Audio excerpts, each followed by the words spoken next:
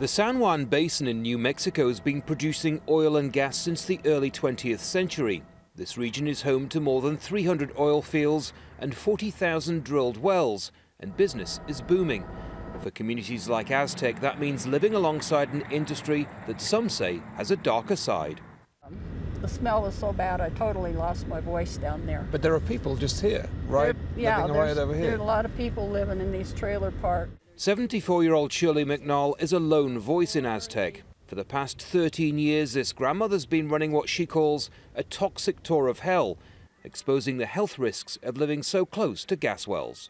They're miniature industrial sites in our neighborhoods, and we're subjected to the emissions that are toxic. Hydrogen sulfide's running pretty high in this area. I personally was hit with hydrogen sulfide Christmas Eve of 2005, and it almost killed me. Many of the wells in Aztec are just meters from homes, schools and hospitals, but no laws are being broken. Some residents know the risks all too well.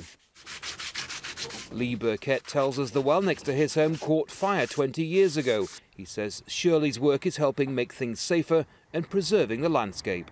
And I've been on well sites that there's a ruin, obvious ruin, in the well site itself, to where they've disturbed stuff in the past, which doesn't happen anymore because of what Shirley and people like her are doing to bring it to people's attention just the way things were and how they really ought to be.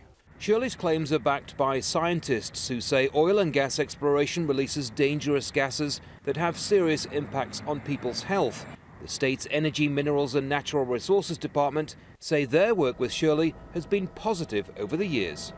In all, there are about 150 wellheads in Aztec, but the truth is many people in this region rely on energy companies to make a living.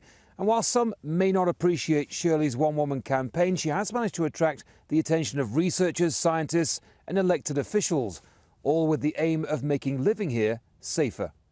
Despite her own health concerns, Shirley has no plans to stop her so-called toxic tour. Aztec, she says, needs the jobs, but not at the expense of people's health. Gallacher, Jazeera, Aztec, New Mexico.